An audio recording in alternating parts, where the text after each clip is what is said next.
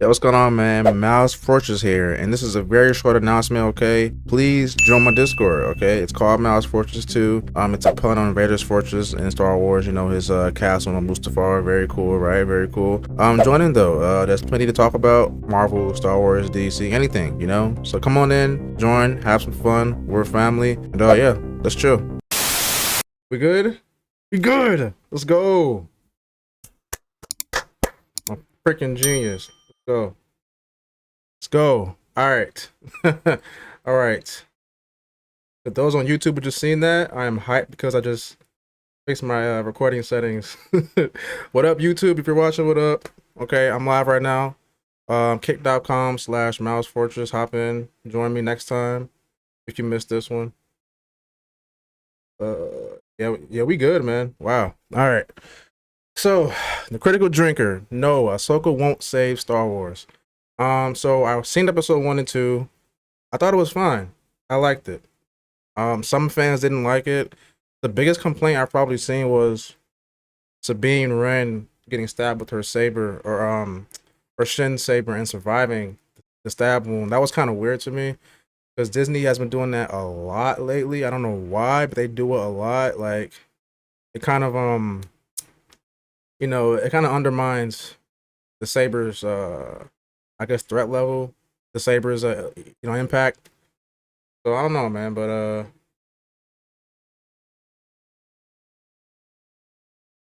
okay. Yeah, so I don't know. I mean, let's see what he has to say. I mean, he is very like critical. That's the name, the critical drinker. He's very critical on stuff. So we'll see what he has to say. But as a as of in terms of me, I liked it. I like the show. I'm gonna finish it. So let's see what he has to say. And yeah, Star Wars. In fact, it's the best Star Wars I've seen since Empire. Dave Filoni has well and that's a 4 out of 10 for both episodes for me. Barely better than Obi-Wan. See, a 4 is just like so low to me. Like I gave episode 1 a 7. I gave 2 a 8. So I mean, is this video before the episodes? No, he watched it. I'm assuming he watched it. But we'll find out. truly saved the franchise with this show, and I can't wait to see what he does next. Those are the kinds of things I'd be saying if I was one of the room temperature IQ consumers on Twitter that have become so conditioned to the absolute mindless sludge being pumped onto Disney Plus that anything even marginally better is hailed as cinematic ambrosia. But the reality is that after 2 unnecessarily protracted episodes, I Sorry, y'all. I'm listening. I'm just checking my quality on my phone. But I'm listening. can say with a fair degree of confidence that Ahsoka isn't gonna save Star Wars, Dave Filoni isn't a genius, and this show isn't a triumph. Whoa, drinker. Hold on now. Hold on. Dave Filoni is a Star Wars genius. Okay, I'm not sure how high the man's actual IQ is or whatever, but in terms of Star Wars, he's a genius. Okay, I completely disagree with that, but I still love you, bro. All right. Triumphant return to form. The truth is that for the most part, it's just another mediocre Disney Star Wars show, only dressed up in slightly better clothes. The plot is another tedious series of fetch quests about the hunt for another MacGuffin that'll unlock another map, that'll point the way to another missing legacy character in exile, another doomsday weapons being constructed by another bunch of Imperial wannabes, and it features another flat, uninteresting protagonist with all the personality and charisma of an unbuttered ham sandwich. And it's Oh God, man. See, I can't agree with that. I just can't. Like, Ahsoka is like Ahsoka. I feel like it is only a boring character when you don't know the history of that character. That makes sense. Like, she has such a long arc that started from like a child to now, and it's just like she's become the peak of herself. Because she used to be an annoying brat that no one liked. I'm pretty sure the whole fandom hated her at one point, but she's grown, she's become wiser, like I don't see her as boring. I mean, how is she supposed to act? And oh my god, an older Reva, don't do that, please. Please don't do that, bro. That's crazy. all held together by a heady combination of convenience, What, the first Clone Wars movie? Because yeah, she was garbage. SSJ, what up, man? Favorite girl on the screen right now? Second best female character.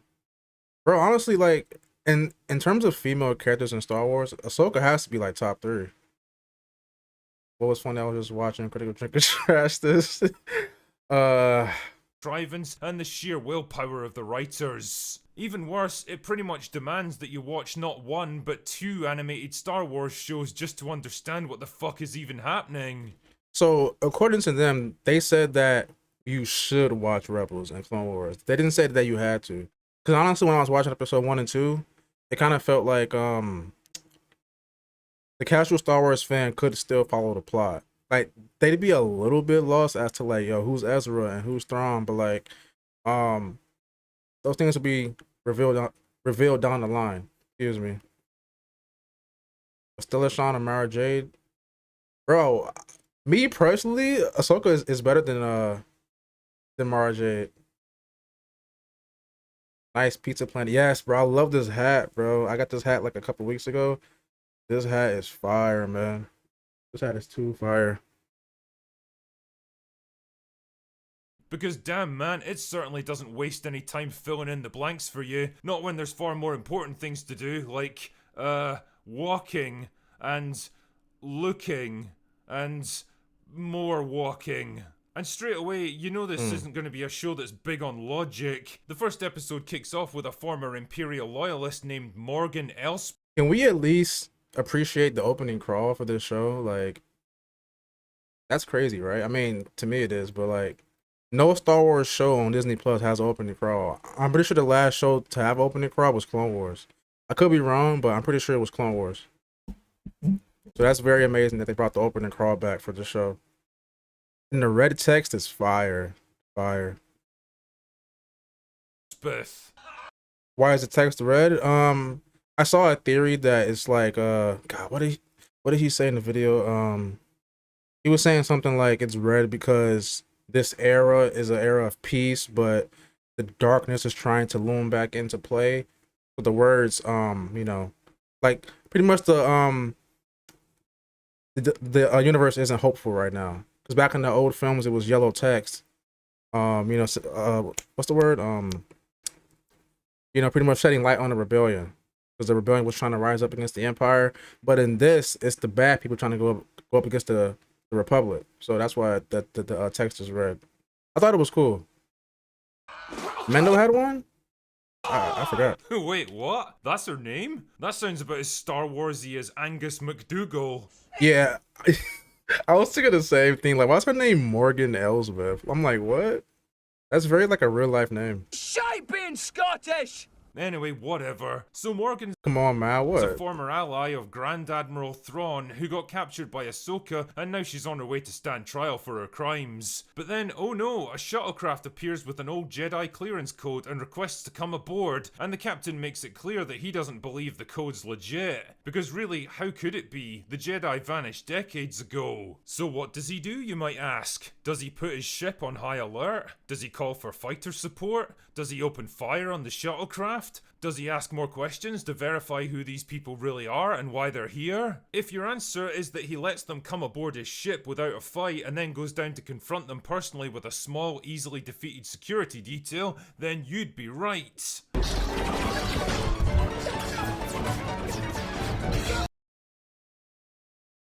Good point. That's a good point.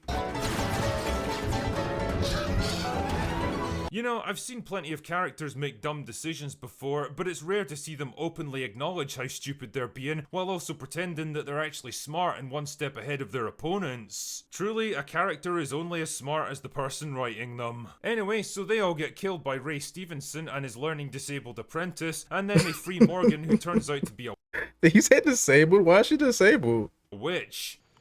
What the fuck did I just hear? Wait, what? There's witchcraft in Star Wars now? Yeah, sure, okay, why not? And she's looking for a secret map. There's always been witchcraft in Star Wars.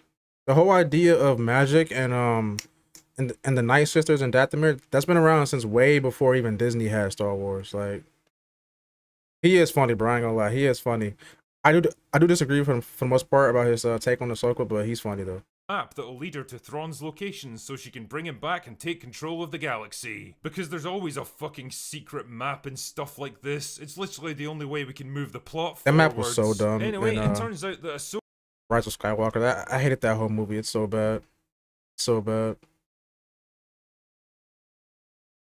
is already way ahead of her, so she goes to some ancient temple thing and walks around extremely slowly until she figures out a Resident Evil style puzzle that reveals a generic mysterious movie prop that's actually the map.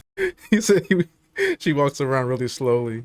But then a bunch of battle droids show up and challenge her to a fight instead of, you know, shooting her. Because I'm pretty sure they could eventually overwhelm her with superior firepower, but whatever. She beats the shit out of most of them, and the survivors activate a self-destruct device to try and take her out. But it's okay because they literally warn her that they're about to do it, and it takes about 15 minutes for them to actually detonate, so she's got plenty of time to run away. You know, I've got a question about this scene. Like, what's the point in any of this? These droids were sent here specifically to recover the map, of which there is only one copy, and if their self-destruct actually worked, then they would have completely vaporized it and Morgan's entire plan would have been ruins. So what exactly was the thinking here, guys? Did you literally just want a big explosion for the hero to run away from? Ah, whatever. So You said if this thing is so valuable, would they risk blowing it up? I mean, I guess if it meant the enemy didn't have it. Ahsoka returns to the fleet and meets up with Hera, and the two of them stare at each other in silence for about 10 minutes before Hera explains that Morgan's escaped, and Ahsoka's like, nah, it'll be fine. Also, the map's encrypted, so they need some kind of expert to crack it, so naturally Ahsoka chooses to take it to graffiti artist Sabine Wren, because this is a Dave Filoni show, and Sabine Wren is a Dave Filoni character. Then there's more long and meaningful staring at each other, and honestly, I was this close to telling them to get a room and fuck so that they could get it over with. But eventually Sabine takes the map and cracks the puzzle. Yeah, she's from Scott Pilgrim, yeah. By literally turning two dials on the top until it matches a picture of the temple floor that it came from. Son of a bitch! Oh, fuck off, show. Even a random chump like me could have figured that out pretty quickly. Shit, man, you probably could have solved it just by randomly turning the dials on top until you hit the correct answer. Anyway, then developmentally challenged Sith apprentice shows up and challenges Sabine to a lightsaber fight. Why does he keep saying she's mentally challenged? Why does he keep saying that? Did I miss something in the episode? Why does he keep saying she's mentally challenged? That's hilarious. So naturally she loses and gets impaled through the gut with a lightsaber, and developmentally challenged Sith apprentice escapes with the map. But it's okay though, because by the next episode she's right. Wait, how does she seem like it though? Is it because she's not talking? Is that why? Because she talks sometimes. Is rain. Bullshit! You know, I'm old enough to remember when blades of superheated plasma energy I have nothing to say as far as this goes. He is completely right about this whole thing. Go all in, bro. You are completely right about this. I'm not saying anything about this part. I completely and utterly agree. Okay? actually cause serious and permanent Hey, she cute. Look at her. She's cute. I ain't gonna lie. She cute. damage to people.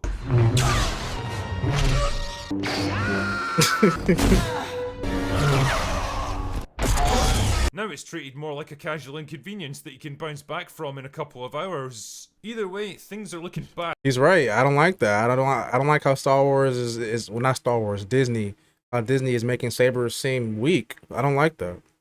For our dynamic duo. They've got no leads, no map, and no idea what to do next. So Ahsoka goes back to Sabine's home even though she just came from there because it's the only way that Dave can get the plot moving again. And wouldn't you know it, a single droid got left behind to try to kill her. Why is it still there when they already recovered the map and accomplished their mission and Ahsoka's got no way of figuring out what they're gonna do next? Why doesn't it just self-destruct the moment she shows up for a guaranteed kill? Not a great plan. The point is that she quickly and easily beats it and slices its head off, and they're able to hack into its systems to discover where it was manufactured. We see he's asking questions that just literally mean the show wouldn't exist. Like, if that droid was to just blow up right there, then there would be no show. So I mean, it's like, is it really bad writing, or is it just a way to move the plot forward? I don't know. manufactured. Not who actually sent it, mind you, or where they were based, or what their plans might be, or what important conversations the droid might have been privy to, just where the thing was built. Wait, shouldn't this kind of information be automatically wiped when a droid goes into combat? Kind of like how soldiers don't go on missions behind enemy lines with their wallets and ID cards with them. And that magically brings them to a Republic shipyard just as the bad guys are in the middle of stealing a hyperdrive unit to power up their giant doomsday weapon. Wow, that was lucky. Lucky their search didn't bring them to some old factory that manufactured the droid like 10 years ago and has no idea what it's been used for since then. Lucky that they happened to show up in the crucial 5-minute window before the bad guys escaped with the hyperdrive. You said it is bad writing. It would be crazy twist if they killed the title character off early and the show was about Sabine's rise as a Jedi. I mean, yeah, like that sounds like weird to me. Like, why would they kill the main character of the show in episode 1? Like, that doesn't make any sense. Lucky this absolute tool decided to announce his intentions before drawing a weapon on them. Writing is easy when everything's convenient, isn't it, Dave? And the episode ends with Morgan having the map and the hyperdrive, and Ahsoka and the others able to track her ship, and Sabine giving herself the world's shittiest haircut and deciding that she's ready to be a— Yeah, honestly, I ain't gonna lie. At first glance, I was like, her hair is cool, it's fine, but now seeing her compared to her cartoon counterpart, her hair looks way better in the cartoon. It looks way better. So they could have done a little better on her hair design for the show. It's definitely a wig. It's definitely a wig. a proper girl boss now.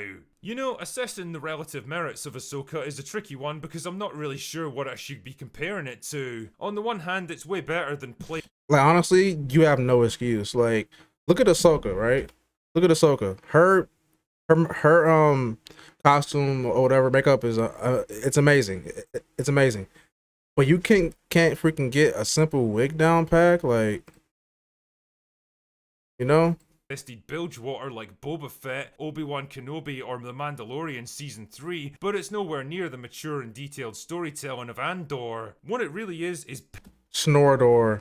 I don't care about Andor, bro. That show should not have happened. Boring, garbage. I don't care about Andor. paint by numbers Disney Plus writing, where everything just kind of happens as and when the plot needs it to, and you're not meant to think too much about all the rules that the writers had to bend and break to get there. J.J. Abrams was a master at this kind of thing because he was able to hide it behind a relentless shitstorm of dumb action sequences, non-stop plot events, and characters yelling things at each other so fast that you never had time to take it in. On the other hand though, Ahsoka is so fucking slow and ponderous that you've got nothing but time to think about all the stuff that doesn't make sense. For example, the first episode is almost an hour long and you feel every second of it. You could pretty easily cut 20 minutes of walking, staring, and thinking out of this thing and lose nothing of value. Characters constantly revisit previous scenes and areas, reiterate conversations that already made their point perfectly well, and deliver their clunky dialogue like they're being paid by the second. It's frustrating because it feels like the show is actively trying to hold you up and waste your time. Brevity really is a virtue, Dave. The characters themselves are all bland as fuck and have got nothing even resembling personalities. Like, from what I remember about Rebels and the Clone Wars, characters like Hera, Sabine, and Ahsoka had real sparkle and warmth to them. They expressed emotions freely, they had distinct outlooks, and— He's right, but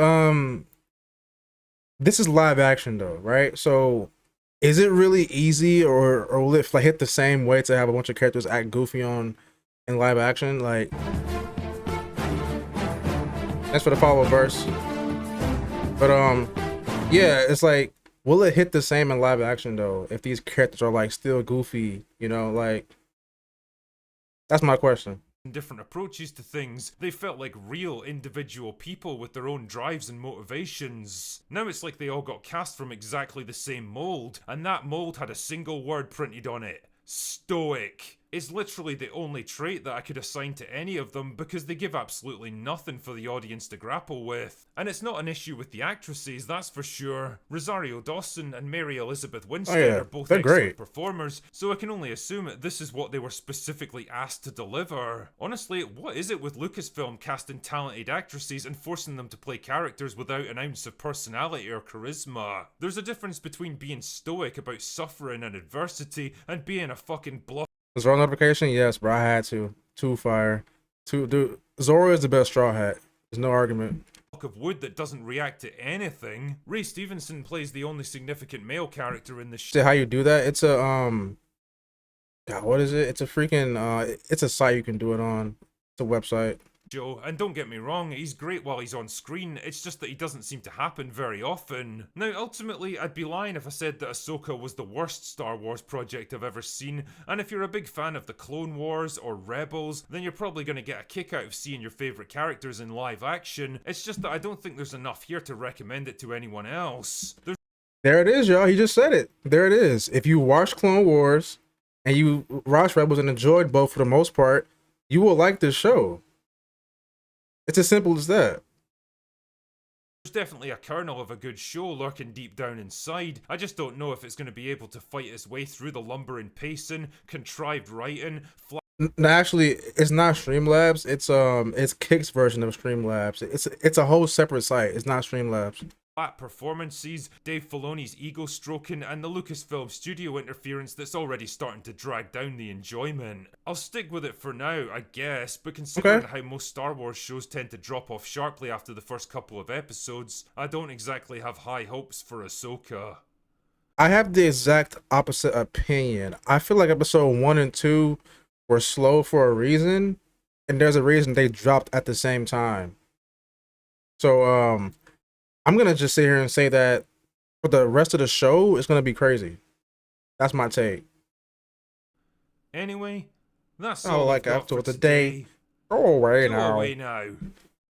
Okay, not a bad video. I mean, he didn't talk too much crap on Ahsoka. You know, he just pretty much said it was kind of slow and boring, which was the most common complaint I was seeing was that probably. And the Sabine thing was way bigger though. Like I seen way more fans upset about Sabine.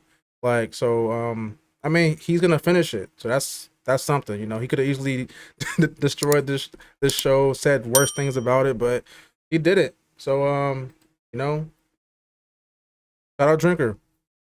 And if you're on YouTube, like, subscribe, comment down below. And I'm live right now, so hop in later on when I stream again. And yeah, I'm out. Peace.